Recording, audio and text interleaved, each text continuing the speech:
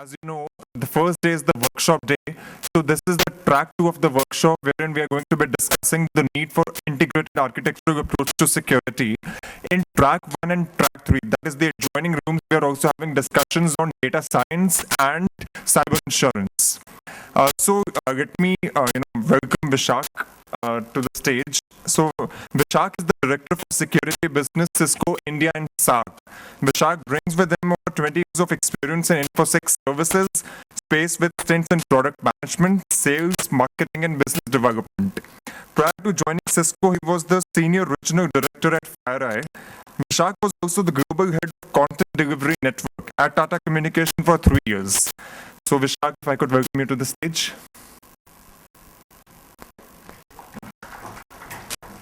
The second speaker for this workshop would be Ms. Rama Vidushree, CEO DSCI. Rama would be moderating this workshop. Rama.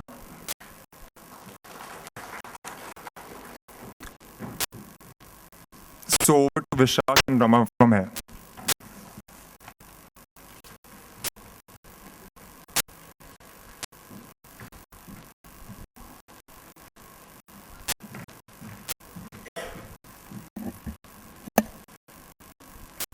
Can I have my presentation?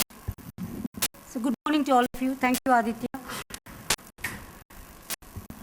First of all, a warm welcome to the 9th edition of the Best Practices Meet. I see a lot of familiar faces from last year's Best Practices Meet. That was my very first conference at DSCI. It's more than a year now that I've been at DSCI and extend a warm welcome. First of all, I would like to thank the Cisco India team and Vishak for hosting this workshop on a very pertinent topic on integrated approach or integrated architecture for security. For those of us who have been in the traditional information technology domain, I think enterprise architecture is a very mature discipline. Whenever you talk to a CIO or you talk to anybody in the CTO team of any large enterprise, any large e-governance mission mode project, I think enterprise architecture that comes up. Unfortunately, in the area of security and information security, that integrated enterprise architecture is still a very nascent discipline. We are still struggling to understand what is the integrated approach, and this session is very relevant. I'll take a few minutes to set the context and let Vishak drive the rest of the session. So essentially, when you look at security in the new paradigm, what keeps the entire CISO or the risk community awake in any large enterprise or any medium-sized enterprise is also the deeply transformation journey that each enterprise is undertaking in terms of their digitization. So the digital transformation journey is not just for the Fortune 100 companies or Fortune 500 companies. We are seeing that in India, a transformation journey that enterprises, whether it is in the banking sector, manufacturing sector, retail, e-commerce, mid-sized companies who are servicing global OEMs in the auto sector, for example, or in the retail sector. And we are also seeing how government and public sector corporations, public sector banks are really marching ahead in terms of a transformation journey, the way they serve their consumers and the way they serve their citizens. So in that context, if you look at in the changing digitization journey, the most important thing, I think a lot of this will resonate from the technical session that Cisco Shivak will be doing, is the most important trend that we notice is with every digital transformation journey the enterprise is undertaking, the enterprise information infrastructure and their assets and their applications are getting opened up to external interfaces. And typically they're getting opened up either on channels like mobile or on other web-based channels and through APIs. The integration is happening. This is one important point which will probably resonate with the integrated architecture approach and the need for that. Similarly, India, particularly if you look at with the digital payments momentum or what's happening in the banking sector and in the citizen services or 24/7 online services that state governments and central government, we are becoming, to use a phrase which Mr. Nandan Nilekani uses it very often, we are already, I won't say we are becoming a data poor to a data rich nation. That's one important imperative. Similarly, we are looking at digital payments. Again, in a lot of this digital payments momentum, whether it is in terms of authentication, KYC, onboarding, there are a whole lot of channels where authentication and a whole lot of innovations that is happening in terms of authentication and innovation, because of which it puts a lot of new pressures on the security team to be able to mitigate the surfaces of risk that the enterprise faces. Similarly, if you look at information and the role, particularly the role of a CISO, role of the security teams and the risk teams, is no longer about measurement and monitoring, but the technology solution should be able to enable the risk teams and the security teams to be able to do automatic decision making. That's why we're looking at a lot of security portfolio which points to analytics, very deep machine learning, artificial intelligence based solutions in terms of how do you manage the threats. Similarly, when we look at adoption of a lot of digital channels, and we also witness retail and citizen services and banking and BFSI, we're beginning to see that in a whole lot of other models, in which even in an auto sector where a lot of self-service applications are being deployed for consumers. And the protocols, and the important thing when it comes to integrated architecture for security is a lot of legacy applications and the protocols and standards on which these applications, not really necessarily, a lot of enterprise applications which were developed on the protocols and standards were typically for enterprise in-premise applications, all of which were on the firewall, secure access through intranet. And most of these are now getting opened up over the web, opened up for access on mobile devices. Some of them may not be devices which are really authenticated by the enterprise. So this also poses a challenge in terms of, as you look at the future strategy for what will be your enterprise security. So how do we ensure that your solutions and whatever you deploy addresses this challenge, because not all of them were designed for integrating with third-party systems, integrating through, opening it up to APIs. Most of them were designed and deployed, whether you look at core banking or you look at a lot of ERP applications in the manufacturing sector. Most of them were designed, and the deployment architecture principles were that they would be deployed in-premise behind a very secure firewall, and most access was restricted to the intranet. That was the fact, whereas now we are looking at how most of these enterprises are opening up through so many different channels. Similarly, when we look at devices that are coming into the enterprises, previously we had everything secure on the intranet, devices, the BOID principles or any other devices. Similarly, the devices through which citizens access the mobile applications which typically banks or payment wallet companies are getting accessed on devices which are not purely tested and authenticated by the enterprise who's offering that service. Similarly, as there's a lot of hybrid deployment where in-premise is getting blended with maybe co-located data centers, getting blended with cloud, some of it may be public cloud, some of it may be hybrid cloud, because of which we are seeing a whole lot of exchange of calls between your in-premise infrastructure and applications to the cloud. I'm sure all of you agree with this, where the number of calls or applications will make, particularly when you're opening up to mobile channels, and some of those solutions reside on the cloud. It's opening up for those calls, and how do you ensure that your security architecture and your deployment strategy addresses this risk? Just to give you an example, I'm not really getting into the detail. Most of what I talked about in terms of the changing digitization paradigm, we are witnessing maximum in the banking sector or in the digital payment sector. So we have seen in the banking sector, typically we've had an online channel or we had an ATM, whereas now we have phone, IVR, voice, biometrics, right? Similarly, we are looking at customer care, providing a lot of services, and traditional secure enterprise applications are now working with so many of these channels which were not anticipated when these enterprise applications in the banking sector. I'm just using banking as one example to illustrate the changing paradigm of security because of the pressures of digitization. If you see here in the banking sector, let me get the whole thing in the interest of time, whether it's in the payment systems, whether it's the entire biometric authentication and authorization, biometric authentication based KYC systems. Similarly, the entire life cycle of a customer's journey with a bank or with any financial services provider, which is completely digitized, getting digitized with a 360-degree profiling, so that how do you cross-sell, upsell, service a customer is being tracked through this this digitization journey, and similarly how the channels are getting extended beyond branch and ATM, where probably most of them are getting increasingly redundant. Because of this, we understand what is the threat landscape that you need to be prepared for, what is the vulnerabilities and the attacks that you need to be prepared. Just an illustration with one sector which will probably reinforce based on the session that Vishak will be doing. So if you take a look at this, in terms of the expanding attack surveys, we were familiar across the last 2 decades, 3 decades that enterprise IT infrastructure had got matured, and some of you all must be having that 10 years, 20 years kind of an experience. So we were, either moving from viruses, dealing with malwares, and advanced persistent threats was something that was bothering us 2 to 3 years back. Whereas now, if you look at it from 2016 onwards, a lot of it is about DDoS, yes. So a lot of it is about, APTs, and because of which, how do you do that automated decision making? What is the kind of security analytics? How does your entire enterprise solution portfolio integrated with your security solutions? Otherwise, previously, probably you had security something at the perimeter level, you had some kind of security at the application level, at the data center level.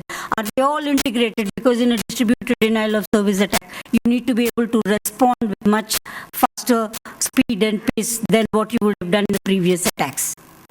Similarly, if you take a look at the security paradigm shift that we are looking at, essentially we were all familiar with signature based, whereas now we are looking at a lot of automated decision making based on the analytics that happen.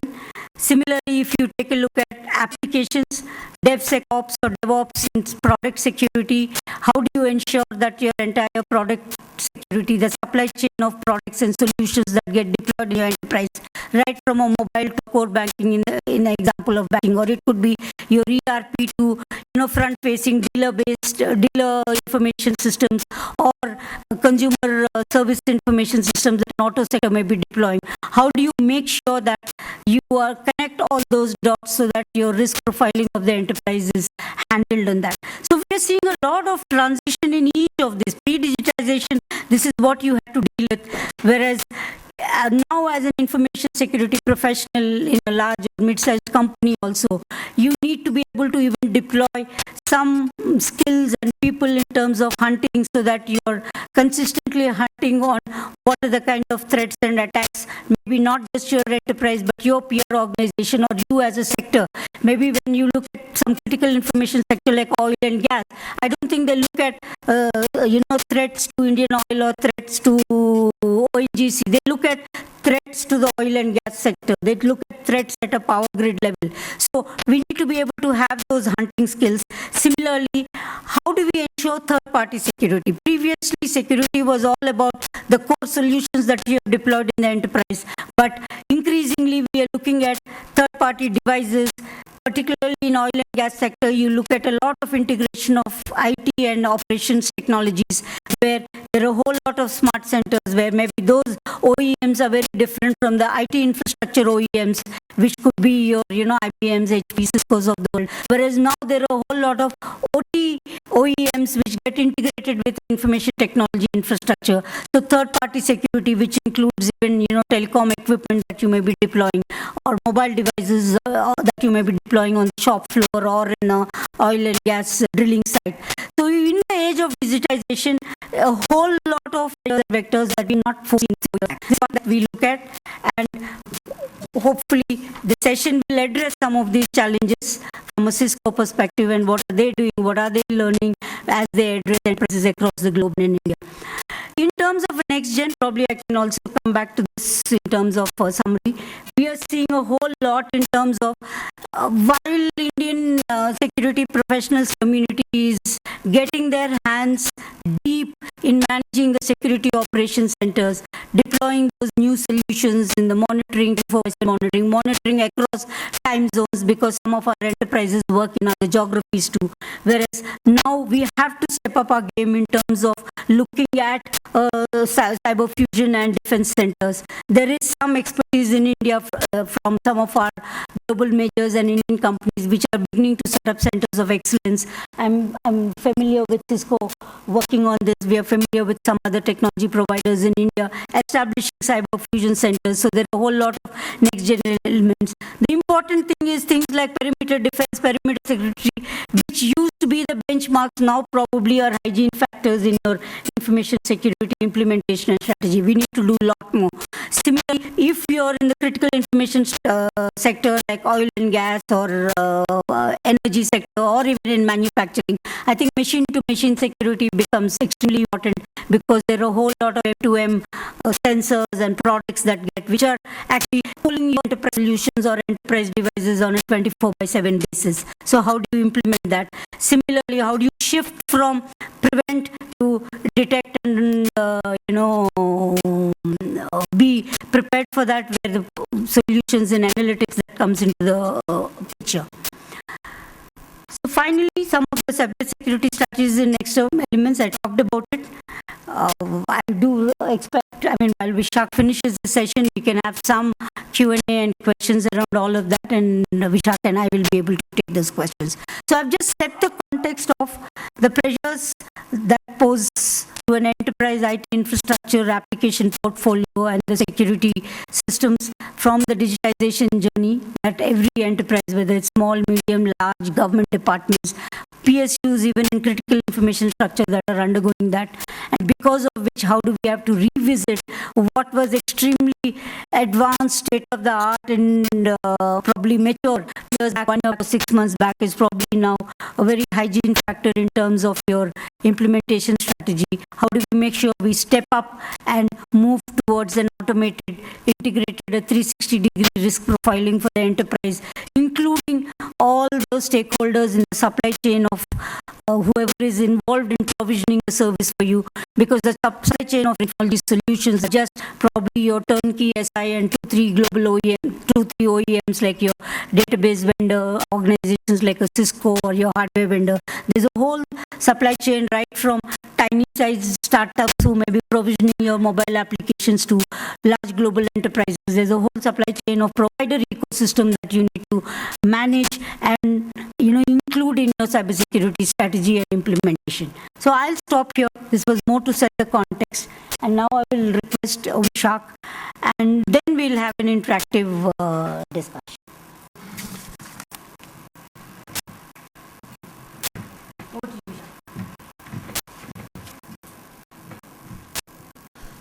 So, yesterday I was there at the CISO 100 awards at Bombay, and we had a panel session for about 45 minutes.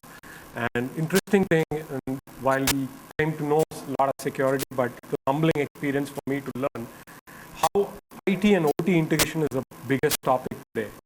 And I was really surprised. People are not really talking about advanced threats, but out of the 45 minutes, 20 minutes people were talking about how I'm going to integrate my operational technology with my IT and get one single view of dashboard of things. And I was surprised at the kind of threats, what they're actually lingering in the operational area, and they want to sort of have a single view about it. So things are changing, and every time when we interact with practitioners like you, we learn a lot. So what we are going to share is maybe a very Cisco view or seeing things through a Cisco lens, but I'm sure you are all seeing it in a very, very different way, right? So and that's one of the reasons why I got delayed few minutes late. My apologies for that per se. But let's start. This is purely a Cisco view of things, maybe towards the end we will see what's more collaborative, because yesterday I was pleasantly surprised to see this 20 minutes of discussion on OT and IT. I never thought it's a big problem today for manufacturing segment, right? So we'll learn. We'll make this session a little bit more interactive, and then. This is unbelievable. And we had SR, we had BP, CL, and the biggest agenda is today how do I integrate my old PLCs and Siemens, which they say it is out of warranty and it requires upgrade. Right? And this is like holding them for ransomware per se. So this is purely Cisco's do, and last 20 years in security, what we have is like, okay, the silver bullet is you have a problem, buy a box.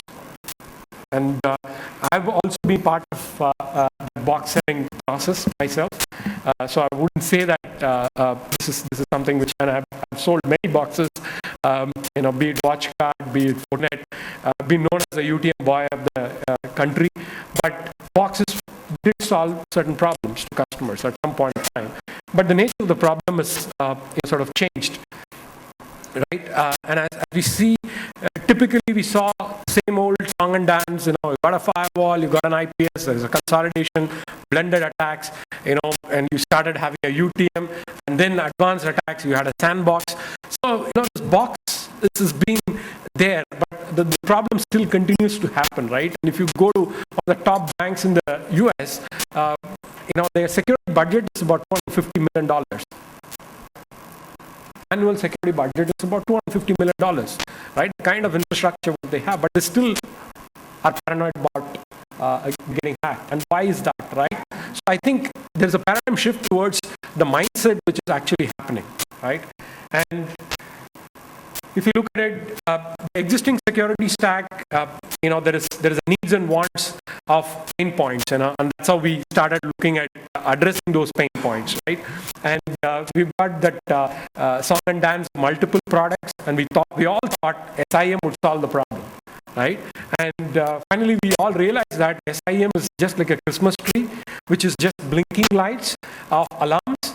And just to give you an example, a very large IT service provider where we did a project for advanced threats mitigation per se, and they have about 300,000 employees spread across globally around 80 different physical offices, and they get 1,000 alerts a day from their SI.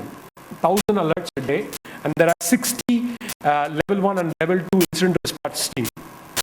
So as the number of devices goes, the number of alerts keeps going as well, right? And you cannot keep on adding more people to triage these alerts. So the biggest problem for them is how do I triage and then make the 1,000 alerts to meaningful 20 alerts, which I need to actually go back and look at it. So the problem definition is not this box problem of SIM alerts, but how do I triage it?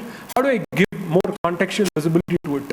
So that was a big security orchestration was an important part. And the CISO's thought process is, Vishak, we want to automate remediation, right? And the whole problem 2 years back was detection. Now, how do I detect the detectable first and then detect unknown, what's happening? But now the problem is actually shifting to how do I remediate that? How do I automate that? So from attack detection to remediation, how do I automate that? So that's a sweet problem which people are actually going through. And why security architecture is clearly required, as I think Madam Rama actually clearly set the stage in terms of attack surface. And if we look at the traditional networks, typical hub and spoke, one internet gateway, MPLS network converging into one single web, that's going out of the window, right? And your data is all over, right? And your workloads are moving in a hybrid cloud. I think she brought that up pretty well. And the second major area what we see is today we have 10 billion devices of IoT devices today, which is currently running. And what we are expected to move is close to about 50 billion in 2020. And 2020 is not too far, it's just 3 years away, right? And the hackers is going to have a Maryland, Joyland there because the attack surface is kind of wide open there, right? So one, you see the nature of attacks becoming more targeted, attack surface is gone wide open, and our perimeter is no more. Our perimeter is in hybrid cloud. Customers are willing to take the choices, right? Infrastructure of the service, I'll take it from Rackspace. And Office 365, I'll pick it up from Azure. And my workload is going to move from my north-south traffic suddenly to a east-west traffic. And I don't have any visibility towards what's actually happening on my cloud infrastructure when the workload moves from one state to another state. And then it actually comes back because you have your users. So suddenly, traditional way of looking at security was north and south. And we put those boxes, right? And I'm also equally guilty in building that boxes scenario. But if you really look at it, that's how the north and southbound traffic was there. Suddenly we have east-west traffic, and VMs are being hop on, workloads are moving left, right, center, right? So I think the complexity is increased, and the capability in terms of manpower to sort of combat that is also sort of decreased. So that's given a larger attack surface for people. And if you look at it, any attack landscape, it goes through the multiple stages, and we'll talk about a lot more. The kill chain process and some of the large attacks, what we've really seen in real life scenario is anywhere between the stages of reconnaissance is close to 3 to 4 months before actual launch of the attack actually happens. So to look at what are the exploit and look at dropping that exploit kit and actually doing a command and control callback session, and then actually implanting that particular payload what you want to actually look at. So the process of attacks have also changed. It is no more, people are not worried about. I come from the era where at least 15 years back I used to show a similar audience how the code red or NIMDA used to actually propagate. Today nobody has time for doing a mass scale attack. Everything is very targeted per se. And if you look at the time to detection and of whether the hacker is actually inside the network is close to 100 days, right? And this is the most scariest part. You keep building those fancy stuffs, but still attacker is able to penetrate. And the popular examples, what we've seen is third-party networks. Today, people are not actually targeting the main core banking network, but let me come via the third-party network and look at the weakest link per se, right? And that's becoming, and email vector has become suddenly more popular, right? And we had this anti-spam, antivirus, problem, but suddenly email vector is becoming a lot more easier for hackers to actually implant their payload inside. So one way, I know it's not a silver bullet to talk about integration, is to have an effective security strategy to mitigate the risk in terms of, one of the things is to, API was the biggest, fad which actually came in, whereby I would do an API integration. That's alone not the answer. So if you look at it, multiple features within the same product, multiple products that work together, and of course unified console. And today most of the customers' biggest view is, okay, SIM is throwing alert, can I have one single threat console in my organization, right? So that's the viewpoint people have taken. Okay, I might have 50 different security vendors, but can I have one single dashboard which talks about my threat posture, right? And how do I make sure these different 50 security pieces which I already have, and this is a researched number of 50 security vendors. And of course, it's about sharing data through contextual visibility. And of course, API is one of the ways, but also if you look at the standards which is actually evolving, most of the products today comply with STIX, TAXI in terms of information sharing. So, and threat intelligence is becoming a lot more important, right? As long as the standards are common, devices are able to communicate to each other and then share their part of threat intelligence. And becoming threat intelligence is skewing very heavily towards machine-based intelligence, but there are other two pillars which is actually emerging, which is victim-based intelligence, right?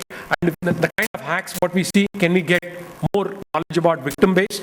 And third pillar is adversary-based, where we start looking at hackers and their behaviors, their tools, techniques, and procedures, TTPs, and that's becoming part of the integrated value of threat intelligence, right? And it's just not the SHA value and the hash file which we are talking about, right? Which is the pure machine language point of view, right? So things are changing in terms of how automation, going in, and Cisco has got a very large legacy in terms of portfolio, right? And not many of you know that Cisco is one of the top 3 security product vendor for the world, and our revenues are more than about $2 billion. And it's a public information if you actually go in and look at our quarterly results.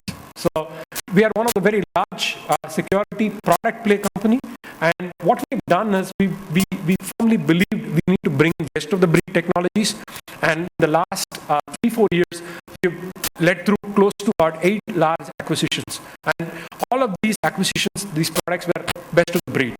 And what we have done is we took those products and integrated into our framework. For example, SourceFire is one acquisition what we did, and what we did in 2013. And what we've taken is taken the SourceFire module and then planted it into all our security products, and also our switching and routing products.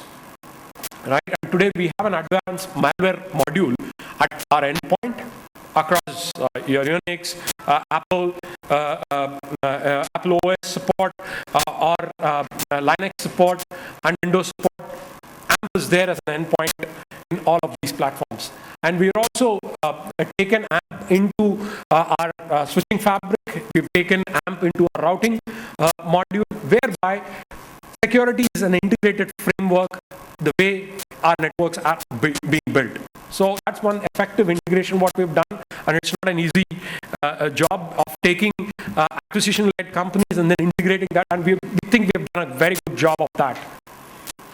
And if you look at it, the way we also acquired a company called Talus, close to about 300 plus security researchers purely looking at threat intelligence, and all our products are integrated with Talus threat feed into Cisco products, which is a very unique advantage for customers, right? And this is cutting across network, endpoint, and even in our cloud platform. So our AMP, which is our advanced malware protection, which is there in the endpoint, clearly communicates back to our cloud infrastructure within a few minutes from a detection of an unknown file and coming back into the cloud. So slowly what we're seeing is the way the cloud infrastructure is enabled. For example, our acquisition on OpenDSCI helped all our customers who have been on Cisco infrastructure with OpenDNS got protected against WannaCry.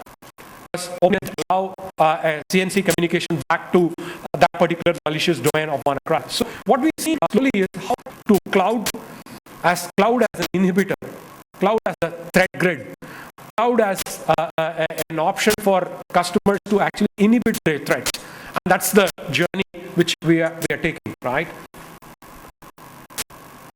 And if you look at it, we tend to cut across multiple portfolios, be it cloud access security, be it endpoint, be it policy and access, and I'll talk about it later, how we are actually sort of integrating all of these things together.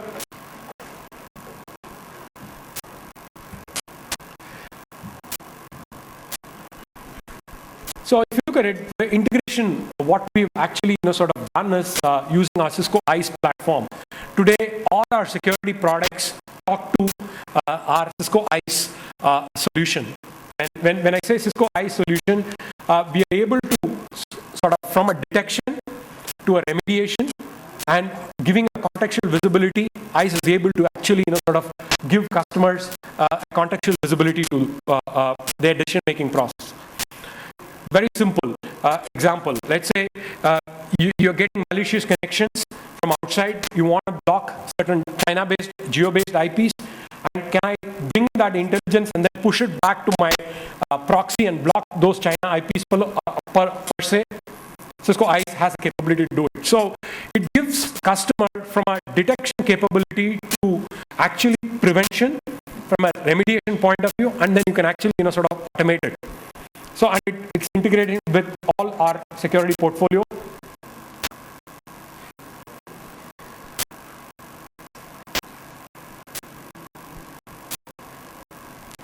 So I just wanted to sort of talk to you about the way we actually integrate all of our platform. If you look at it from a threat alert back to actually a remediation, all of it is pretty much integrated, right? And the way we do it is whenever we don't understand particular file, it is actually going back to the cloud, and the cloud has the intelligence which is being fed by Talus, and Palace takes a decision that yes, this is a malware which is actually propagating, and the policies are being pushed back into our devices. So the way we've gone through an acquisition-led strategy, but what we have really looked at in our experience is that if you are able to give customer flexibility and a remediation tool, and that's far more better than just throwing alerts. So if you look at it, an endpoint user that visited a website which is actually downloading a malware, which has the data, and it's passed through the particular firewall, and if that particular file is not analyzed and we don't have visibility to it, we pass it on to our sandbox in the cloud, which is our threat grid, and we actually sort of do something called retrospective remediation. While the file is sort of being pushed, let's say for example, if you're on Office 365, your mail is actually being delivered in the cloud, but maybe after a few minutes we find out that that's a malware. We are able to go and actually remediate retrospectively in terms of cleaning that particular file. So this is very, very powerful when you actually look at the unknown zero-day attacks. When the threat intel is actually being fed with it, how do you actually go in and retrospectively integrate all of this? So we are able to do it because the email platform is airport, the product belongs to us. The web security gateway is the product belongs to us.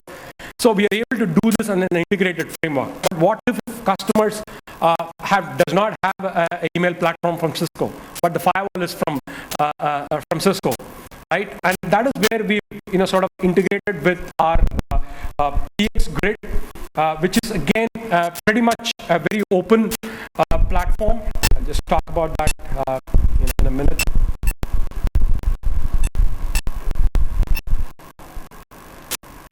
So we formed a very large third-party alliance. We realized at some point of time that Cisco can't be the complete panache for all the security problems what a customer has, and the environment for customers could be heterogeneous as well.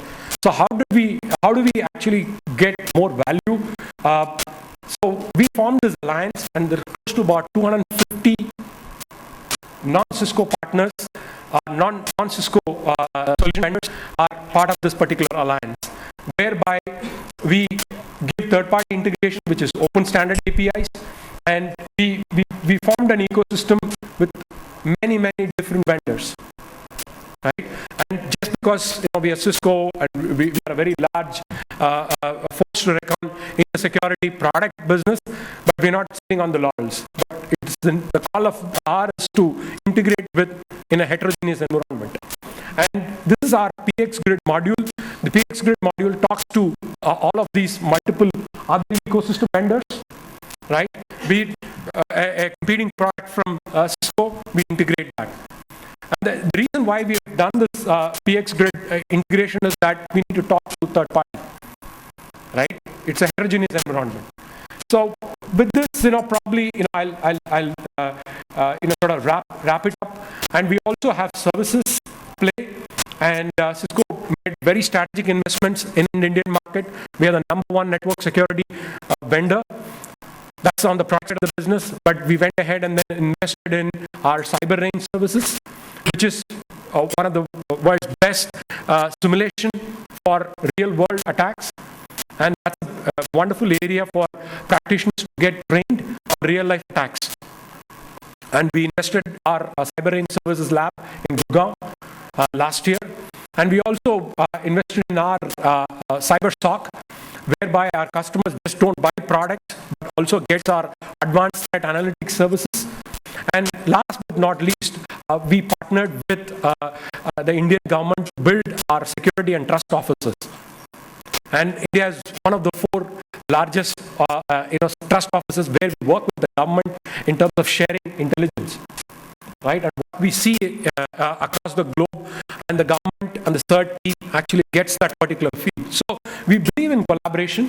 We believe not by just creating products which are integrated, but we believe adding more services back to it. So still, security is a larger attack surface, and I'm more than happy to take some questions. So essentially, Cisco is going to be a very strong player in the Indian market on the product space and as well as on the service space.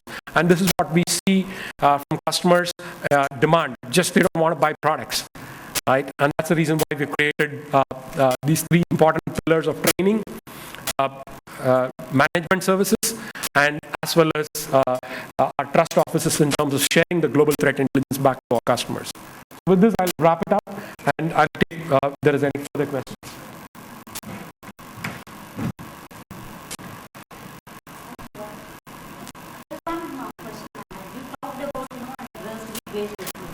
How easy is that? Because adversary can be a 14-year-old married to a nation state actor. Yeah. So,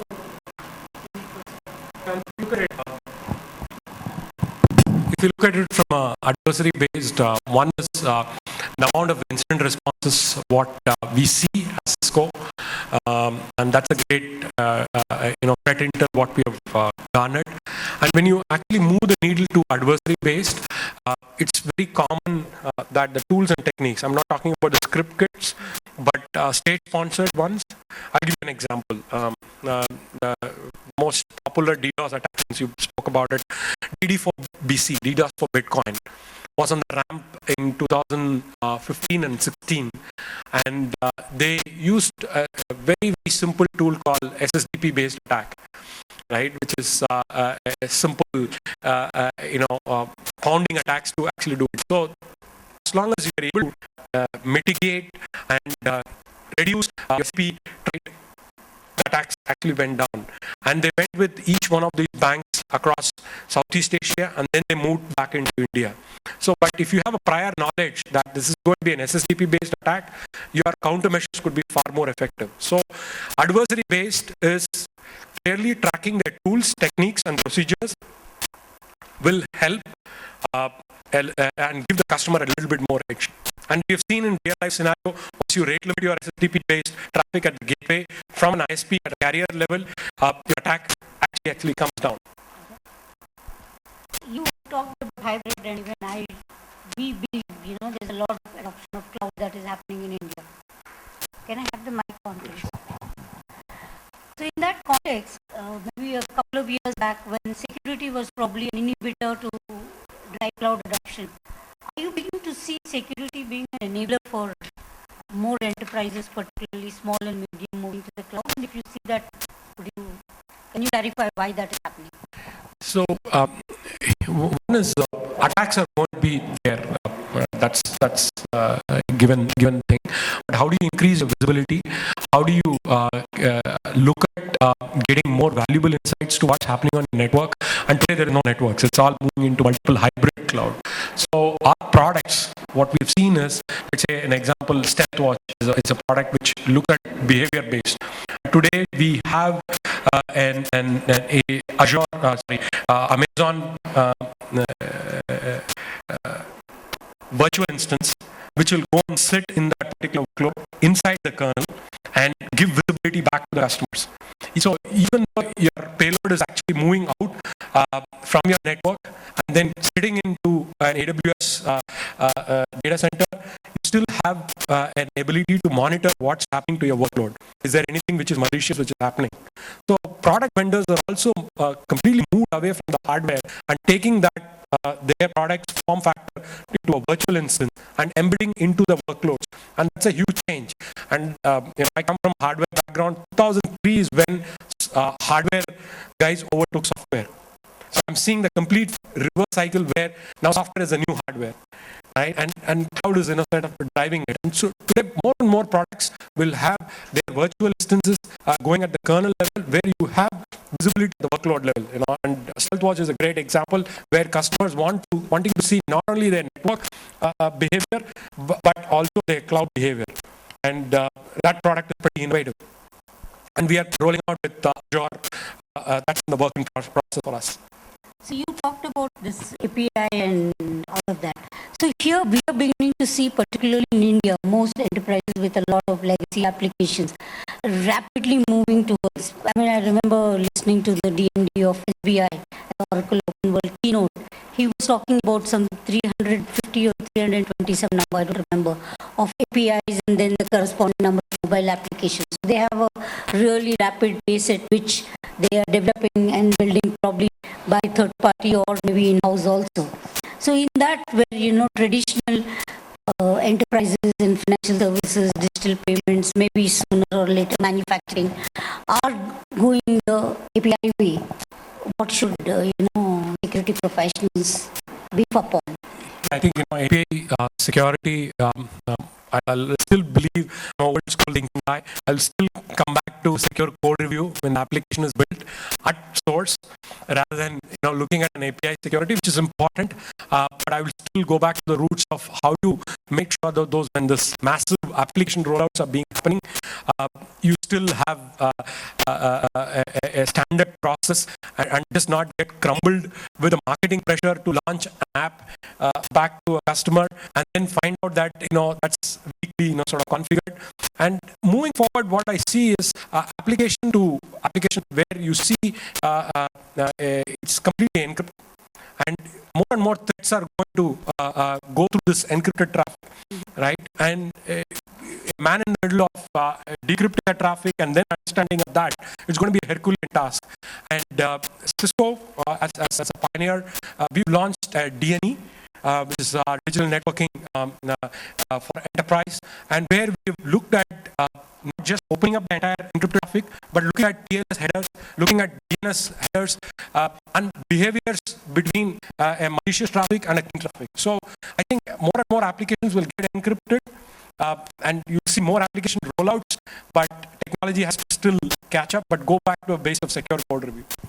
So secure code. How many of you all have an aggressive journey of opening up your applications through APIs? You put up your hands. So we just wanted to see, because we're beginning to see APIs as one big area which is, keeping a lot of people. Going up, 2, 3, 4, okay. Because I think I'm also an old school person in this particular regard. I think the rollout and the pace at which they get rolled out is probably because the decisions are being made by the CMO or the Chief Digital Officer and less by IT time and to security. Is 3 days. Time to go live is probably 3 days or in line with some launch or something. Particularly, we are seeing that. But we are also seeing a whole lot of mature solutions coming up in the marketplace in terms of API framework, security, API management. Yeah, definitely. And quite a lot of them are, integrated across heterogeneous environments. That's correct. And as we saw in our PX grid, API is the way for us to talk to them. But again, the common standards is sort of evolving. And for threats, I know Sticks and Taxi is taking a lot more priority. So at least we are covered on that ground. Can you elaborate a little more on that security alliance and what exactly is that group? Yeah, it's Are there some deliberations? Is there some working groups in India which some of them could hope to participate? Yeah, so this is a initiative where close to about 250 of our community are part of it, and this alliance drives integration framework and standards to be more open and not just proprietary protocol. And most of the vendors have understood, and we just announced last week, I think, our partnership with IBM.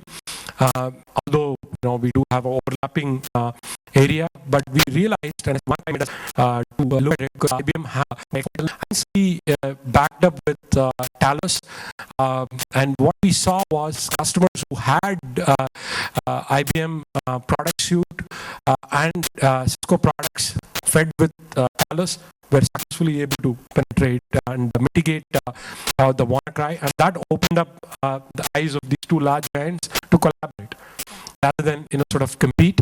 And I think most of these alliances, apart from the market share fight what they have realized that no single environment is going to be homogeneous. So we got to live in the heterogeneous environment. So threat intelligence sharing is one, and second area is equipments talking to each other in common standards, and threat intelligence found in one OEM, how do we pass it on back, and then making sure a rule is sort of injected back, and then the decisions are made, right?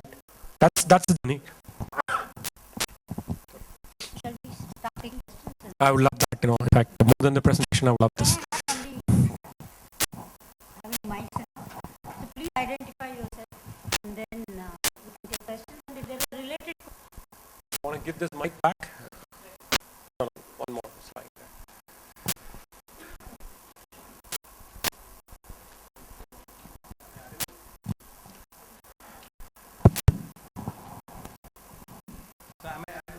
Yes, sir.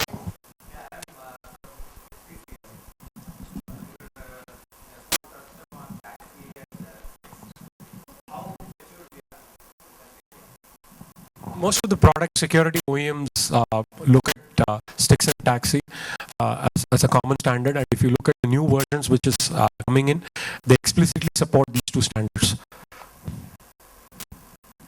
I hope I've answered.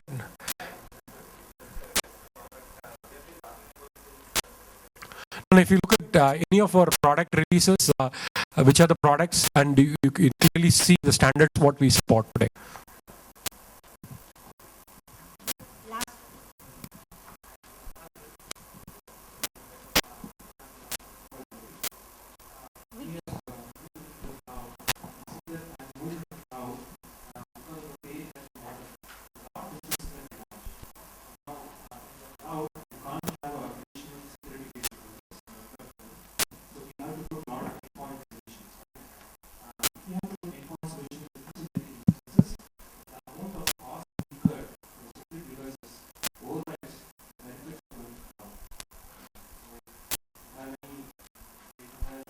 When you say, if you want to protect your VMs and you're talking about adding VM security on top of it,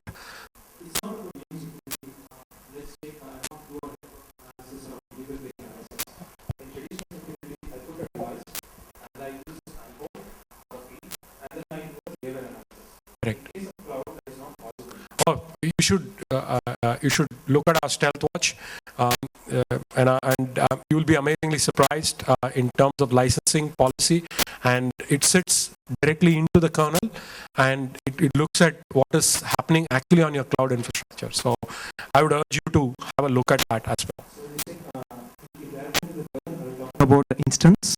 Yes, and it's an agent-based, right? It's an agent-based. So every solution on the cloud is agent-based. The moment we talk about agent-based, That's the cost part. it's not just the cost, even the performance also will take a hit, because how many agents are we going to put in the system, right? Yeah, so it's going to be a trade-off. I would say we've been fortunate in the network world to have span port and then look at it. But since you moved your workloads there, I think we need to look at what level of agent you need to have. Probably we'd like to see your particular case and look at if there is any cost optimization could be actually done in terms of licensing.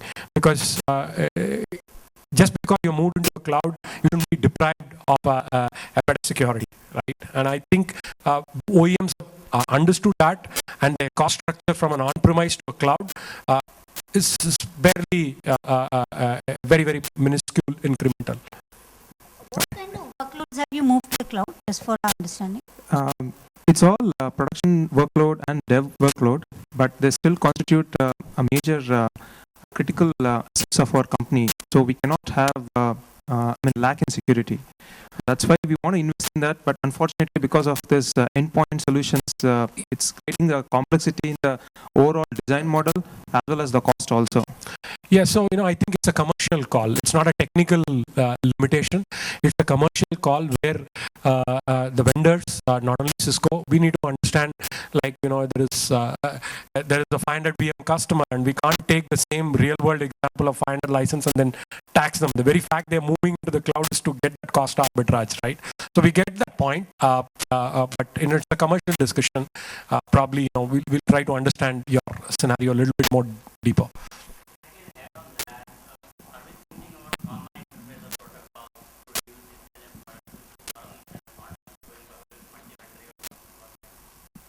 And again, the same on-premise. Yes. Can we get a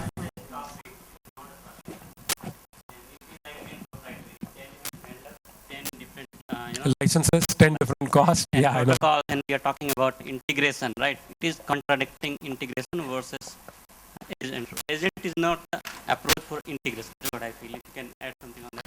I tend to agree with you, and I think you're right. And I think the gentleman also pointed out the cost versus moving to the cloud trade-off. But I still believe it's a commercial call by the OEMs. It's not a technology limitation because you still can have your same level of security even on the cloud. But the commercial models in the cloud needs to be suitable to a customer so that he doesn't end up paying for 7 different agents. And We are putting 7 different agents by the way today. So today, if you see in the cloud, it's not just one agent. You like more than 5 agents. Just Okay. one product. I'll give a. I'm not sure. I'm not convinced about this answer, but I'm attempting it.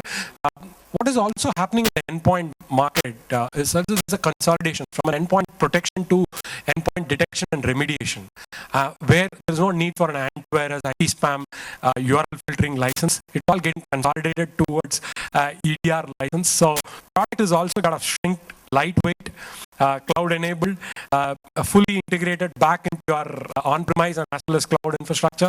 So consolidation is actually happening on the technology side also, so that you don't end up spending multiple layers. So probably we'll walk you through our EDR portfolio. A small addition on that. Do you consider or do you experience time factor from detection to remediation in the era of intelligence that you're applying in the portfolio? Yeah, very good question.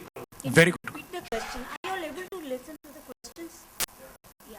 Okay. Very good question. Very good question. In fact, in real life, in WannaCry, what we saw, Cisco's internal Cisco as Cisco IT, one of our third-party sites were also being hit, right? And the Thales intelligence out of the entire security products, what we had, the first one to actually out and block was our own DNS product. And the CNC was actually calling back. It was able to detect that particular domain and it blocked the connection. So that's when we first understood that, we've been hit in our third-party network. So anywhere between, while the Thales threat intel claims anywhere under 30 minutes is the official claim, but in real life scenario, we've seen few hours of actually the threat intel going and hitting. And sometimes in the email vector, when we don't understand that file, whether it's a clean file, good file, bad file, and I'm not able to understand, I give it to the sandbox in the cloud, and it actually collects data from the universal and then does this retrospective remediation which I spoke about. It has taken hours. It has taken hours as well.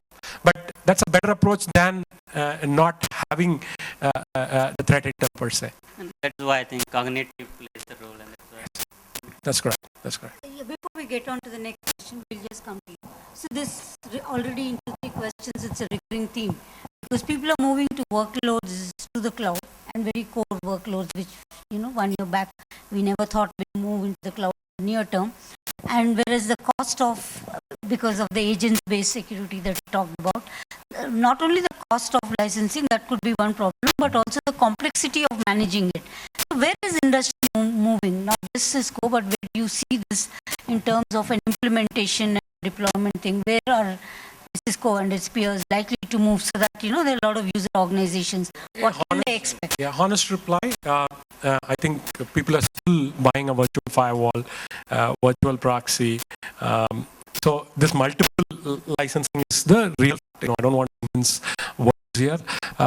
But what is happening is the commercial model is changing. Vendors have realized that if you're going to defeat the whole purpose of moving to the cloud, so people are coming up with a different commercial model, but the technical answer still remains this multiple OEMs, virtual instances per se.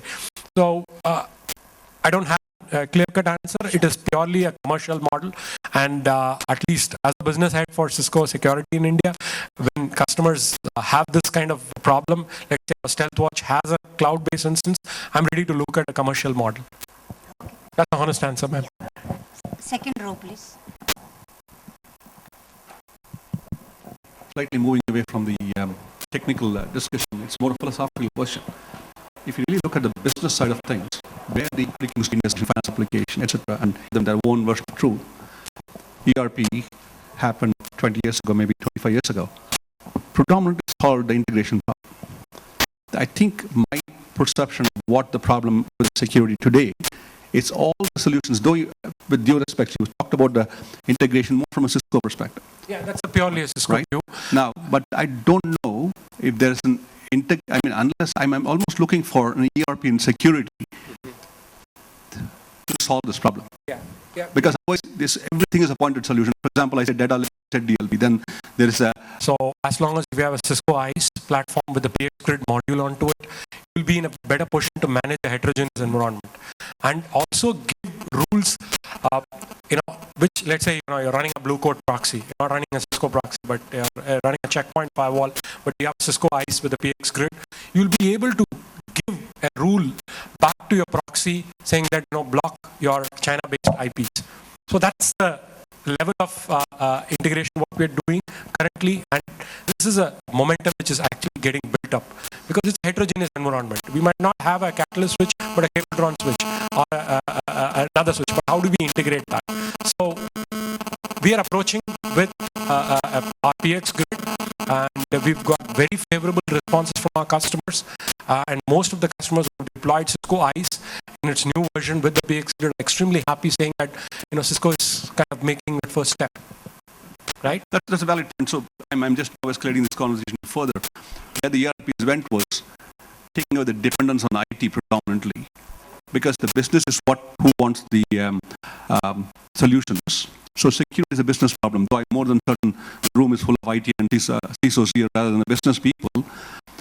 So, as we go down this path of at least integrated security platform, possibly how do you make it a business solution? Because see, the conversation has to be business. The security will not be solved by, yes, the tools could be technical, implementation will be IT or CISO, but I don't think it's a technical or a thing that people are worried about the business data. So how do you make that move purely from a technical conversation into a business conversation, and make it business oriented so business can react as quickly, if not better? No, very valid concern, and I think practitioners like you and me, or other practitioners like all of you people, are going to push the business back and saying that I cannot manage 50 different consoles and then give you one threat posture, right? And security orchestration is a big market which is actually coming in, and that actually addresses the problem of multiple security OEMs, different management consoles, different alerts, triaging those alerts, playbooks on security, and I think consolidation is happening in industry as well, right? And if you really look at the acquisitions, people don't wanting to. If you walk into an RSA conference, you'll have 1,500 vendors solving 1,500 different problems, and certain customers still wanting to have the best of the breed startups. What we had, but what we see is while it addresses that particular problem very well, but people are really looking at a consolidated view, and we are seeing at early signs, and Cisco is going to play that very, very hard. I think he raises a valid point, because security was one where, investments into the enterprise, whereas if it was an ERP, business applications, customer-facing applications, the board or the CFO's willingness is there. So security investments but is now increasingly because of the reputation risks of financial losses that an attack can lead to. There would be more investments, and when there is more investments, there would be expectation at a board level or a CMD level on in terms of, has my posture more secure than what it was maybe 6 months back. So the return of investment in terms of people and dollars that go into deploying there would be board level questions that would come. Previously probably a CISO was never exposed to a board level grilling on how secure are we, and I've given you this $5 million or $10 million. So this is, I think, a challenge as we engage with CISO professionals. First of all, they need to, this is one where, they have to be like every minute of the day, yeah? And they have to deal with very new threats, and they have to fight for investments which typically don't come into the security domain. And then how do you show that return of investments? In my view, things and are of also course, there are in many of their sectors in which audiences are, there are a whole lot of regulators they have to answer. Exactly. In fact, regulators have taken the plunge. I don't know if you look at the recent July 2016 RBI guidelines, they clearly mentioned the role of CISO. They've enhanced and strengthened the role of CISO per se.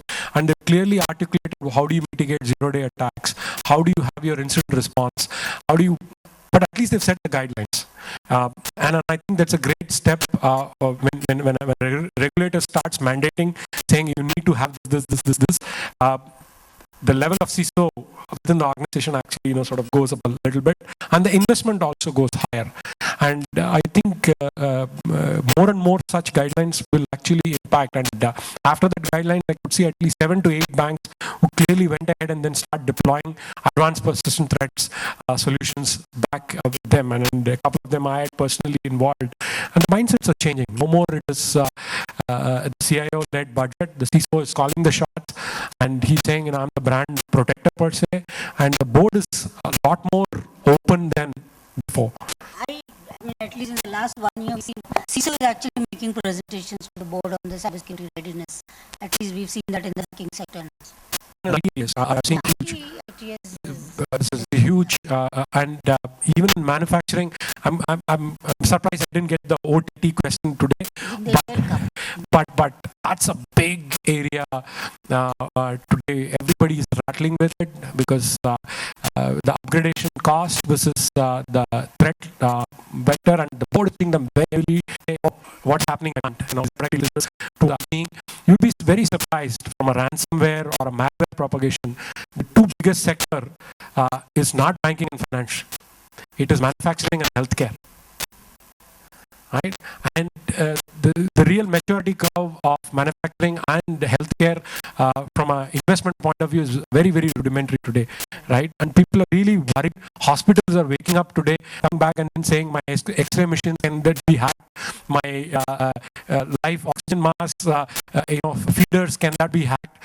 So this is happening really, and we've seen certain live examples, be a Mayo Hospital. So I think it's just not the BFSI where the digital assets are higher, it's going to cut across. And I'm going to see WannaCry is just a beginning. I would say, there's more to come from this hacker community. Hi, am I audible? Hi, I'm Vishak. I'm Kaustav Chakravarti from SBI. As we were just discussing the roles and responsibilities of CISO, my perception towards the CISO roles and responsibilities is a little bit different.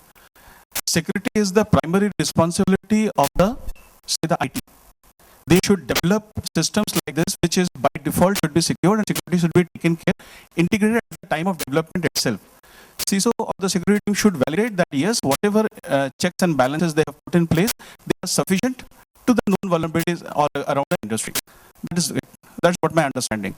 So if we refer to the RBI circular 2nd June 2016 of the last year, yes, definitely it has said that these are the responsibilities of the CISO, but that does not mean that it is making the system secure. As far as we are discussing this infrastructure, integrated infrastructure of security, once again we are going back to that same loop that some years back when we were talking about SIM was one of the most dreamt thing every bank should have. Nowadays, when the SIM is here, we all are talking about once again that SIM is fading out. It is losing its relevance. Now the new things are coming. Just because it is so much, there is no industry specific, what I say or what I feel, I may be incorrect, please correct that, no R&D is happening in terms of security by some big organizations so that we can come out with some product solutions, some standardizations. That is not happening. Some solution is being brought to an organization and it is being sold, and after 2 years it loses its relevance. Once again, as Madam was telling very correctly, to prove the board the ROI of the investment being made 6 months back or 2 years back, that is losing. That we are losing our face in front of the board, that we have made some 100 million some 5 years back, and now it is of no use because we have to go further. So there is a big gap in this. And the basic responsibility of security, it should not be fall on the security alone. It should be primarily on the IT that who are making the system at the time of developing, conceiving any product, whether it is in any industry. At that very junction, that very point, security should be integrated. It should not be that you make a very vulnerable product at the very beginning, then you expect the security team to put in a firewall, put in some kind of thing, some purchasing some new tool to remediate it. That should be, I think that perception should change. I resonate with what you're saying. It's very important when you talk about proactive and prevent, it's important that everything, I talked about that entire supply chain of provider ecosystem which needs to go through that necessary security audit, including any device that you deploy or any app, right from your enterprise app to a mobile app, right? I think that rigor is not there. That obviously is the function of IT and the CIO and the CTO and their entire sourcing strategy, including I think procurement also plays a role, because when you release those RFPs, there was this cybersecurity framework that DSCI team worked with Dr. Gulshan Rai's office way before even those 100 cities got selected and the mission started. And the cybersecurity framework was given to MOUD, and MOUD gave it to all the states, wrote at chief secretary level. And we are seeing RFPs which are asking for some antivirus solutions in an integrated smart city project. And we have again taken it up. So it's not only IT, it's also the team which is involved in sourcing and procurement of IT plays an important role. But I think the CISO function will come here when we have the cybersecurity framework, which an IDA or an RBI is released, is that CISO function itself is being stepped up, who's being seen as an independent leader, whereas otherwise I think previously 2 years back, 3 years back, a CISO function was not having that kind of empowerment within an organization. Maybe it was there in a large organization, but in a mid-sized organization or in a government department, we never had that. So we are hoping that the regulator attention to releasing a cybersecurity framework, like the empowerment and the managerial empowerment that a CISO can do, where a CISO can say this app does not meet my criteria of rollout and I cannot go live with this. I think now, at least in the mature organizations, the CISO can take those calls where an app rollout is deferred or delayed because it has not gone through the kind of code reviews, or it does not meet your security requirements. I mean, we are seeing that as a spin-off benefit. On your product question, I'll take that while she addressed the policy and the role part of it. So while efficacy of a security products when you install and the life cycle which it goes through and then the time it becomes irrelevant point of view is attacks on the other side is also changing, right? Please understand that what you see attack today, WannaCry was an SMB port.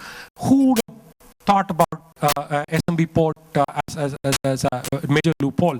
DD4BC, DDoS attack was SSDP based attack. Those protocols were always there, but nobody thought that they're going to launch a massive SSDP based attack, redirecting, spoofing that IP into your website, right? So the techniques have changed. So I wouldn't blame the security product lifecycle in terms of relevance. You got to catch up with new threats which is actually coming in. So while a SIM must have lost its relevance, the efficacy of a SIM is lost because alerts have gone up.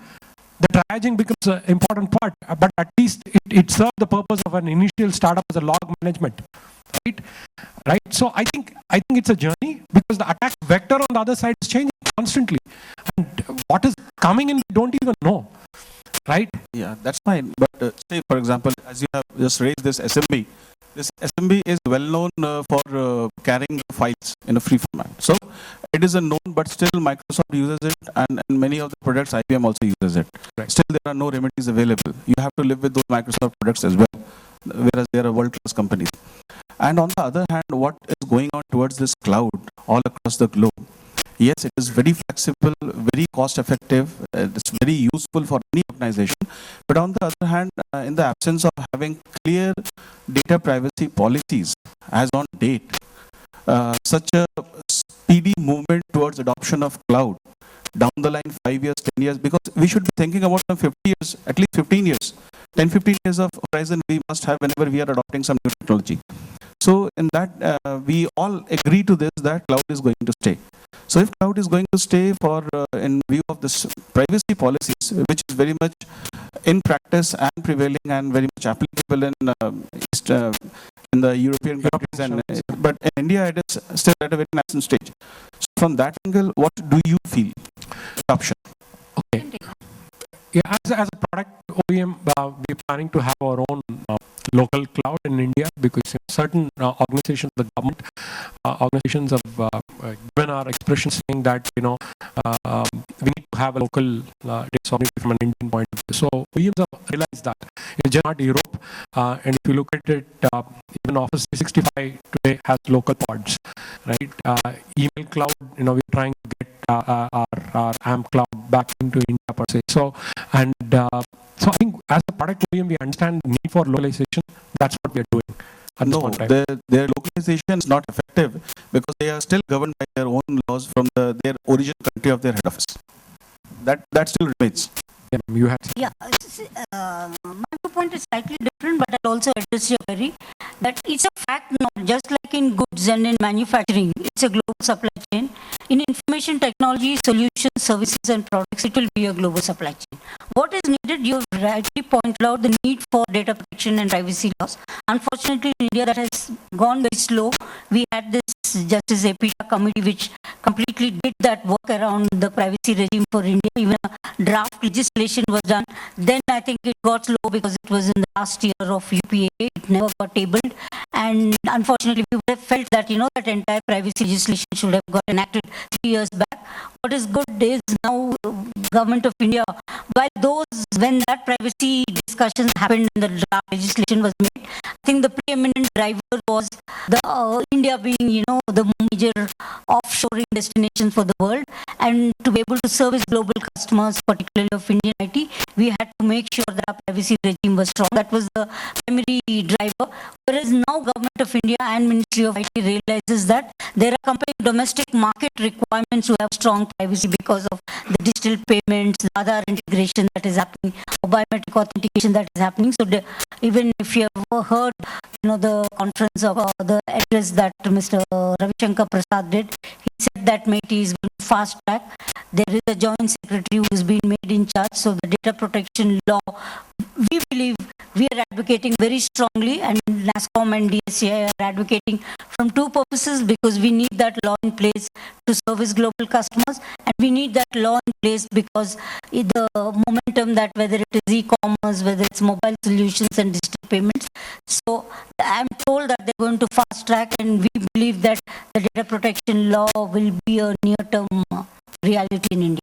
And I do agree that, and also the cross-border data flow issues, how do you build the capability in law enforcement to deal with cross-border jurisdiction issues when an incident happens? Because incidents, even if you get every global major to set up a data center in India, there would still be cross-border jurisdiction issues because you don't know from where the breach has happened. So I think complete localization is not the answer.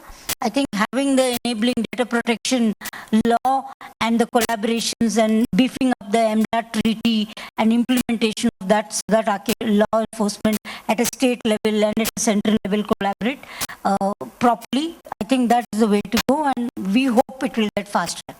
We are very strongly advocating because we have one compelling reason is our IT industry is at a disadvantage if we don't have that, because with EU GDPR in 2018, we have some challenges if we don't, get this privacy regime stronger through an act.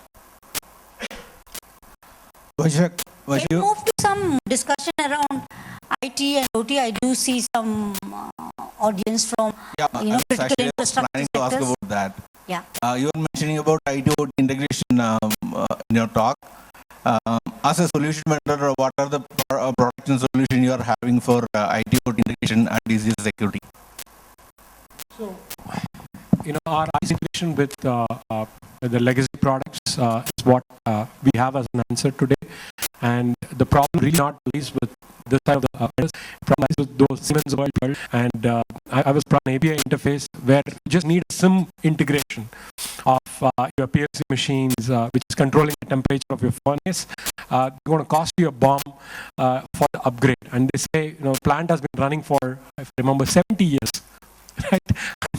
Equipment support itself is not there, but you still wanted to have an interface which you can talk to the temperature controller, right? So I think the newer plants, the answer what I got was the newer plants, those equipments has a life cycle, right? But it's actually the legacy platforms where the problem, right? So the product vendor like Cisco does not have an issue in integrating our APIs with any of those syslog servers what normally these PLC vendors actually provide. So that's not the limitation.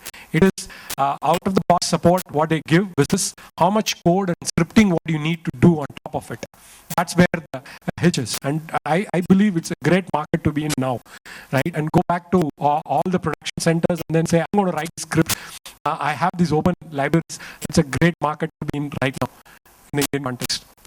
And I think in this, the challenge is even more acute because in those technologies, most large critical infrastructure organizations are used to investments of life cycles spanning 15 years, 30 years, 40 years. Whereas now when you look at, designing for cyber security or cyber incidents was never part of the requirements at that point of time.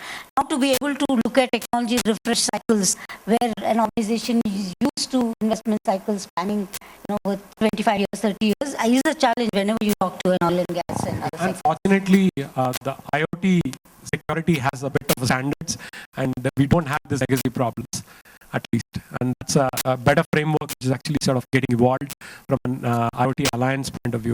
Be it, LoRa devices, there are enough and more standards which actually communicates to each other.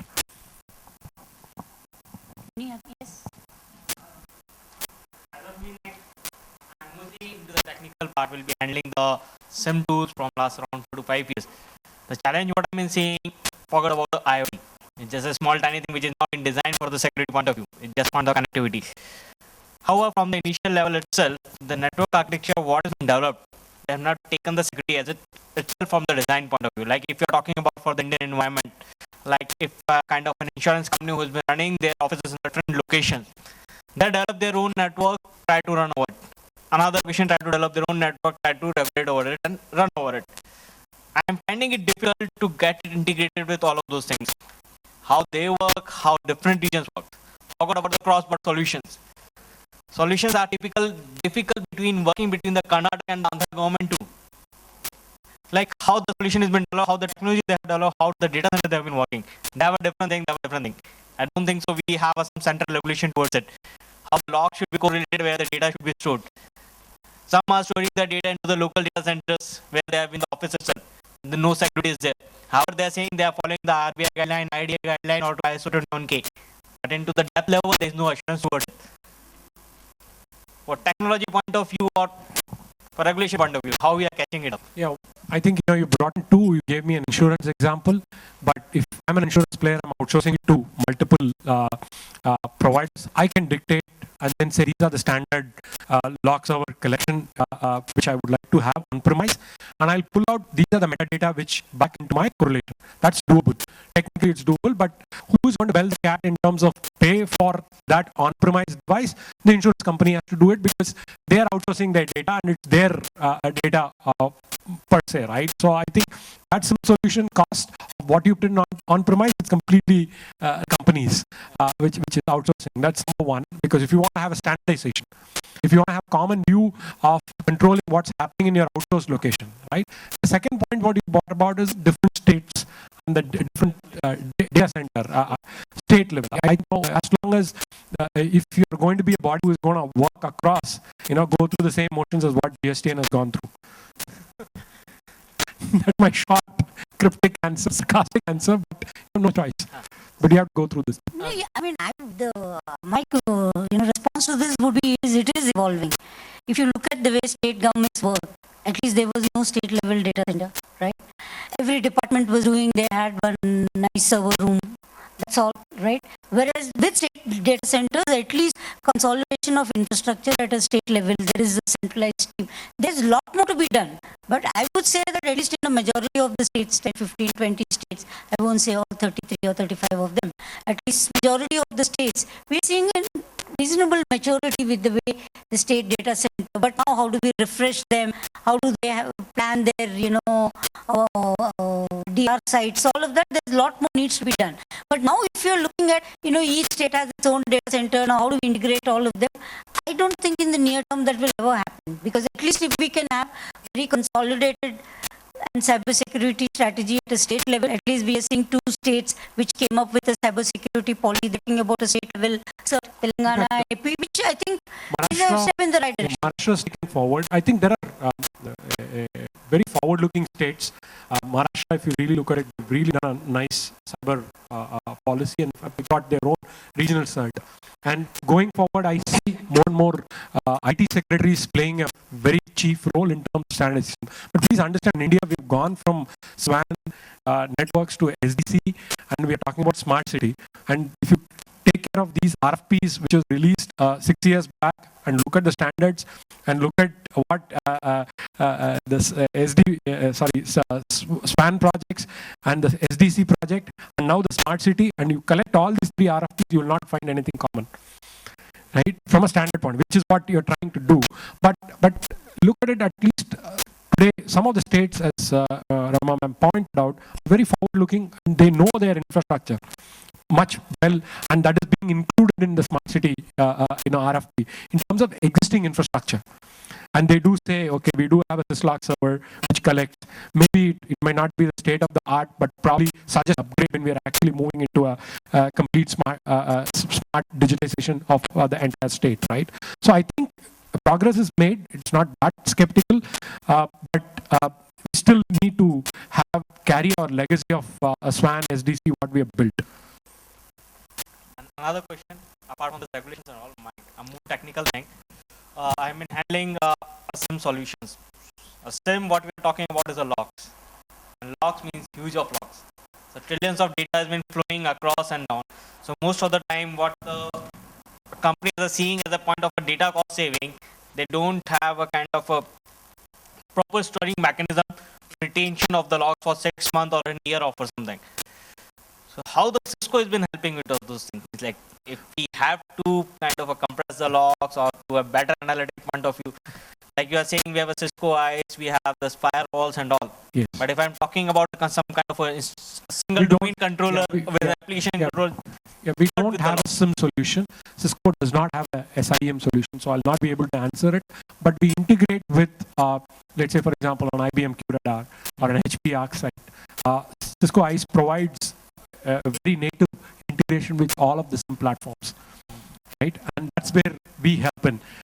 And when you look at this log normalization, that's the job of a SIM, which actually does this, and we pick it up as the data. So I saw one of the gentlemen saying SIM is getting irrelevant, but they do a native job of at least the log retention part pretty well right now.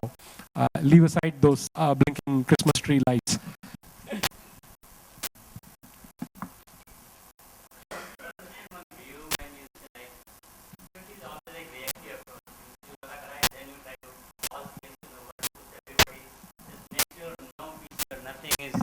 Lying without patches, right? So if you see the example, right, Samsung S7 Blast, everybody like, now vendor is trying to protect their identity or competition so that they are developing security, versus it is not coming from CISO forcing investment towards the secure coding that was coming up. Proactive approach versus, okay, now for every problem we have an injection or the product box or whatever we're talking, right? So business, why they're pushing reactive solution and not pushing the proactive, or why CISO is not asking a proactive solution from the IT or vendor? Do you see any real life, or I see at least global CISO pushing, I am from vendor product company, asking evidence of doing security assessment, threat analysis, threat modeling as a proactive approach, but is it happening in India or in region specific? A lot is happening, and if you really look at I used to work for FireEye Mandiant. From an investigation point of view, the number of IR retainers what we had in India has kept on growing, because most of the customers believe that they would be hacked at some point of time. At that crisis, they want expert help, and things are changing. This was not the case 3-4 years back. They would just do an audit at once in whatever time frame what the guideline says, but things are changing in real life, where they are doing a security posture analysis. In fact, they're investing a lot on cyber readiness as well. If they're opening up a plant or a site in let's say Russia, cyber preparedness for that particular site is also being. So I'm seeing a lot of proactive effort done in matured organization. Of course, when I say matured organization, I'm talking about large enterprise with 20,000 users and above. Right? But in the low end of the market and the mid market, they're really adopting the managed security services, whereby they're saying, okay, I need a trusted partner who will constantly manage and do proactive threat hunting.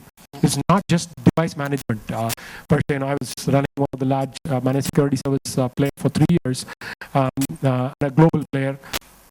The device management revenue used to be about 90-95%. Right, and in the last 3 years, what we've seen is device management is roughly about 55 to 60%. Still, it is there, but a lot more services, a lot more proactive alerting, proactive threat hunting, looking at that particular assets and looking at where the attack vectors are coming and giving him the threat intel proactively rather than an alert which is coming in. So, mid-market has adopted managed security services a lot more effectively, and I think the SME relying on a reseller when actually happens or they have a broke. So I think the maturity curve in the large enterprise are doing extremely well on the Indian context, and the mid-market has adopted MSSE and end they applies. That might back and now we are beginning to see a lot of RFPs coming asking for criteria certification. Even Indian product companies are beginning to go for that common criteria certification, while certification itself costs a lot of money. We have seen that importance, and STQC now becoming an empaneled auditor for I think up to level 3 or level 4, and based on a lot of demand from Indian product companies, young ones, they've slashed the certification fee at a 50% discount. So even this, I believe, is a proactive measure, because if customers are demanding common criteria certification for a product, even if it's a small niche solution, and there is small and emerging companies, and government is playing an enabling role to have common criteria certification in-house in India at 50% reduction. They were doing some workshops to train people. I think that is one example of a proactive measure. I do agree there's a lot to be done, but I think now when a CTO or a CIO is building a large bidder and RFP, they're beginning to demand those standards and those certifications, which may not be completely transforming, but it is definitely moving the needle. Yeah, I agree. And at least CISO should push those things, even in SMB, because everywhere we have a CISO, right? At least. So if this comes as a push proactively, it is solving major problem upfront on time versus waiting for an event to occur and then all the time factor. Yeah, thanks.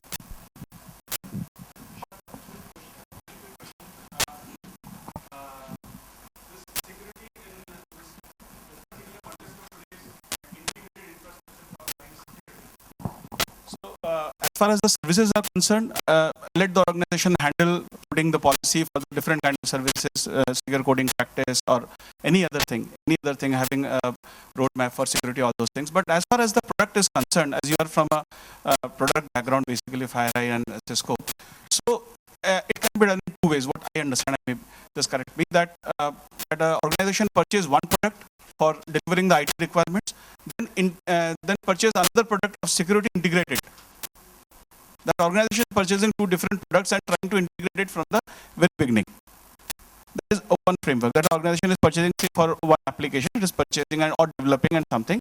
Then to mitigate the risk, it is purchasing another security, one or two or three.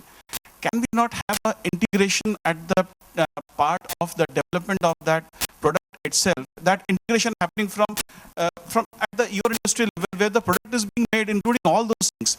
Oh yeah. In fact, at Cisco, we do integrate with some of the FireEye products. I'm not talking about security only. I'm talking about security with delivery applications. Security applications integration with delivery applications integrated module, which in itself is incomplete. Once you deploy this, you need not to go for any other security tool or service to be deployed. All the service providers or these vendors, OEMs are coming to any organization to sell that, because that kind of application requires this kind of support. So you should have this kind of thing. So why this integration within the OEM industry cannot happen, that somebody is preparing some core banking system. So there the core banking system, Cisco went to them and they make an integrated product. I'll just add and then I'll request him to elaborate. Yeah. Because see, I mean, I think this entire product security and DevOps security is very nascent. It is emerging, but we know that the global majors, for example, I'm familiar with SAP having a dedicated product security, DevOps security R&D team now in Bangalore. Maybe they didn't have that in 3 years. We're looking at a lot of business software. There is a specific session and a workshop, I think, in the afternoon. I encourage you to attend that, where even other companies which have product solutions, maybe core banking. I think there is a DevOps security where the product team from TCS is one of the panelists, and there are others also. So it is emerging. Now we are looking at a whole lot of business software platform vendors waking up to this discipline. Now, and of course, that will not completely rule out the need for overlay security solutions, but we can expect out of box a more beefed up product security into business software, because I think from an emerging product discipline, emerging security discipline, we are seeing product security and DevOps security being one of the most emerging things. We have a dedicated workshop for that in the afternoon. We should add to that. Yeah, I think, very valid point. And first initially I didn't understand the thought process. Yeah, but now I get it of what you're thinking. So it's a very valid suggestion. If you're able to get the application integration as part of the security products, and I think there are certain technologies like WAF, for example. WAF has a secure code review module which is actually built in. You don't need to actually buy a separate VA tool. Some of the SIM tools has a vulnerability sweep, and our StealthWatch product has a vulnerability sweep as well. So that gives a code level integration in terms of looking at, okay, I'm going to pass through my web application, but before going live, I want the WAF to do a vulnerability scanning module, and then give me a report saying that, okay, the input values are not, which will be hijacked by a hacker. So it's a good thought process, and some of the products do have these features.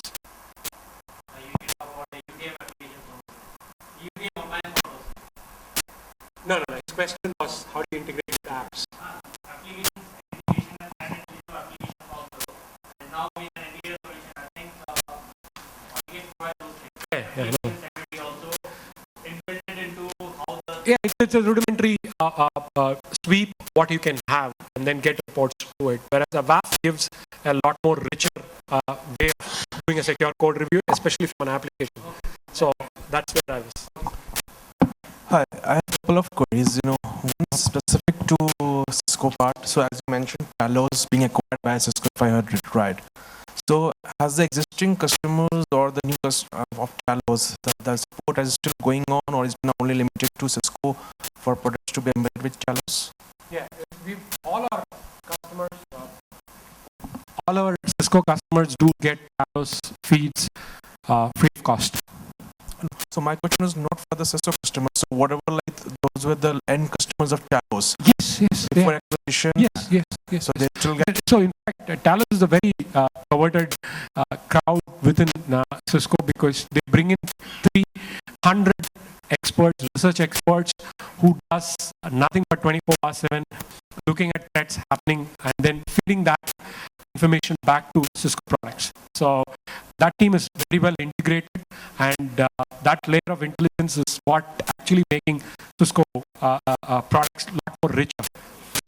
And in terms of, let's say, from detection to remediation part, Talos plays a very important role. So my question was in more around, if I was a customer, before acquisition of Talos by Cisco, so today will I still get the support of Talos? Yes, very much yes. Very much yes. In most mergers and acquisitions, that would always be taken care of. Cisco goes back and then sees, what more you can actually talk to the customers. This is a very mature customer who has purchased Talos, right? Because they clearly understand the need for threat intel. So the maturity curve is very high with those customers. And my second question is regarding your digital solutions. So digital solutions. So every customer is talking about disruptive technologies, where the productivity can be enhanced from 10 to like 50 or 60%. So what are the key risks which you see from a product side of digital solutions? Is it only, and how do we address it? Is it only just secure coding, or are there some other key risks which are associated with digital solutions, and how do you address that? Because the world is moving towards the digital solutions, be it banking, be it other application support.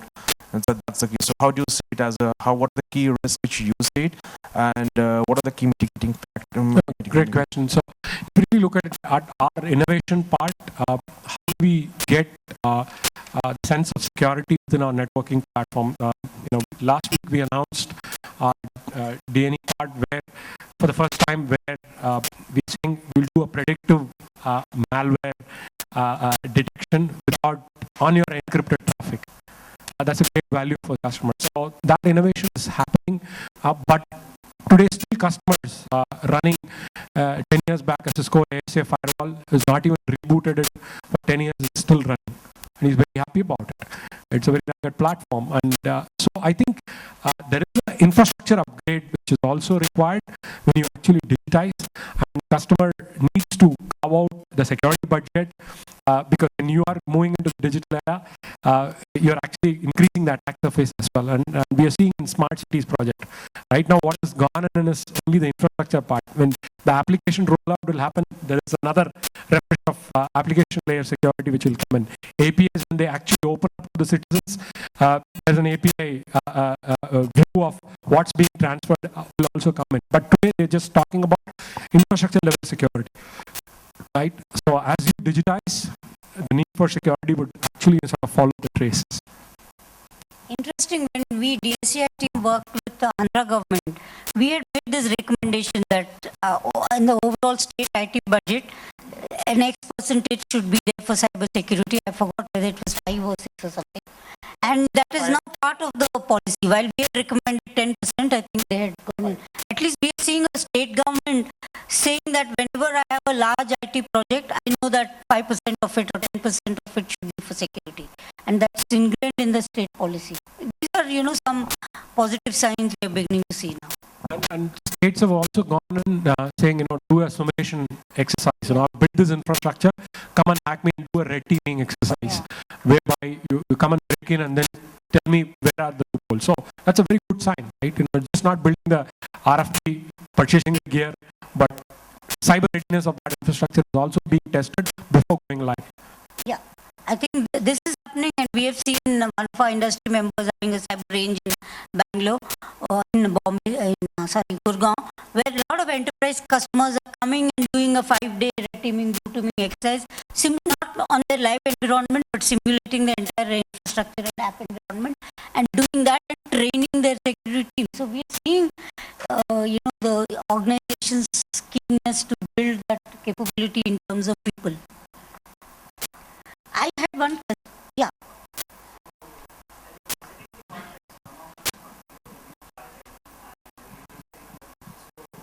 You're trying to give some POV. So what exactly the message you are trying to convey as part of the integrated architectural approach?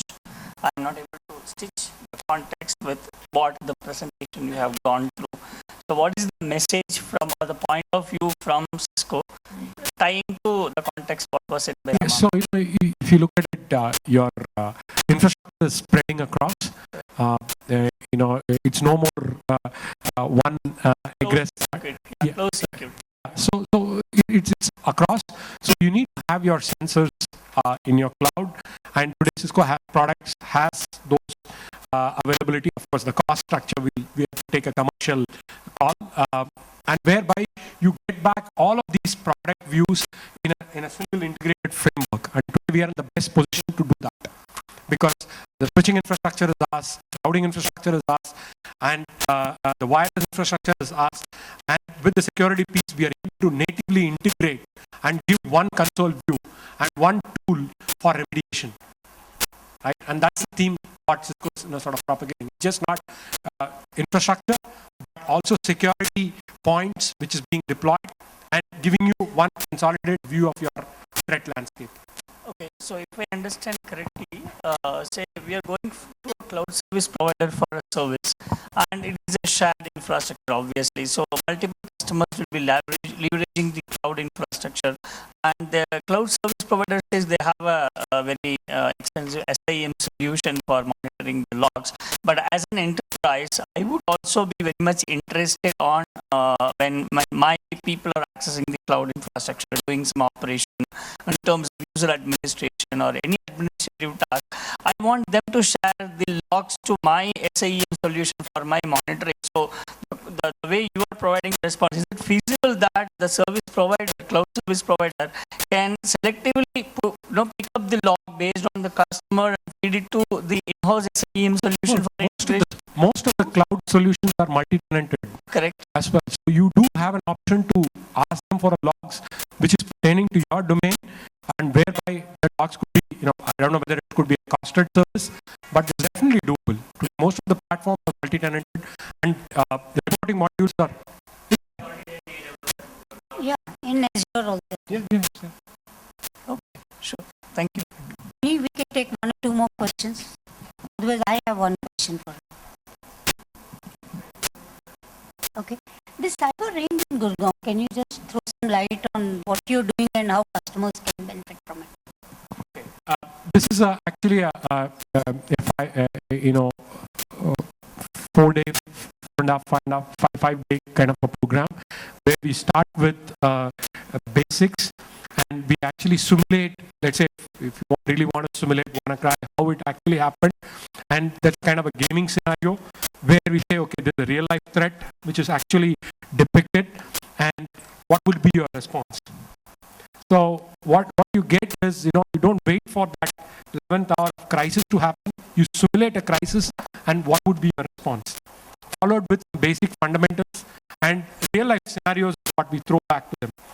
And each of the students would actually get visibility towards real life scenarios and techniques. How do you actually see through the mind of a hacker, and what will be a defensive mechanism? So it's a very nice program. Globally, customers really like that simulation exercise because you get a chance of saying, okay, I'm going to get hit. What next I have to do? Okay, this machine is infected, and it's completely a virtualized environment. And plus, this is a kind of wargaming exercise. So it's a lot of fun. And as well as serious stuff where you actually learn by actually getting hacked or preventing that hack. Sure. In this virtualized environment, you can simulate a real-life customer environment? Yes, very much. And especially even we can simulate a cloud environment as well. Let's say you have a Office 365 mailbox, and this is getting infected. How do you actually sort of take it from there? Sure.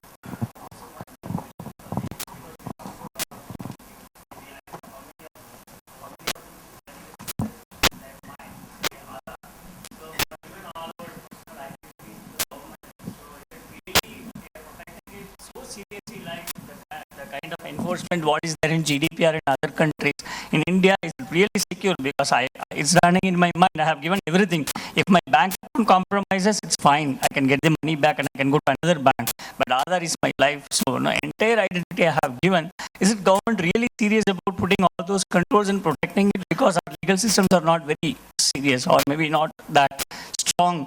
So what is happening around that? I think at least the way the entire Aadhaar architecture was designed and the CIDR or the central data repository that was designed, it is meant to be secure. And the fact that an Aadhaar user authentication agency does not really get access to the database. You give your credentials and all you will get is a yes or a no in terms of whether your credentials match, in terms of whether your biometrics match. So I think from an Aadhaar core systems integration, I think they have taken the design principles probably now because it's 3-4 years, they need to revisit it and beef it up. But I think from the user authentication agencies and the people who are doing KYC, authentication on Aadhaar, I think a fresh review of that needs to be done. But I would like to believe that they're very serious. It's not just UIDAI, but even the National Cybersecurity Coordinator's Office and all of them are actively involved because it's the identity database. So I would not trivialize it by saying that they're not serious, but I think there were some fundamental design principles where the CIDR was not meant to be directly accessed by the user authentication agencies. So it looks like at some place that user authentication agencies were able to get the data and store it on state level or regional level repositories. I think that needs to be revisited. Okay. So I think we'll time for lunch. Aditya, over to you. One round of applause.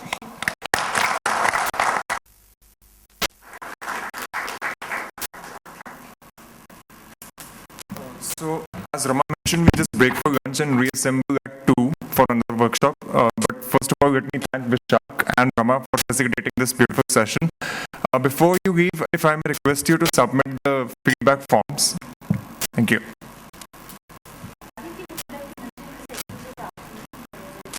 So just FYI, in the afternoon, we have 3 workshops again.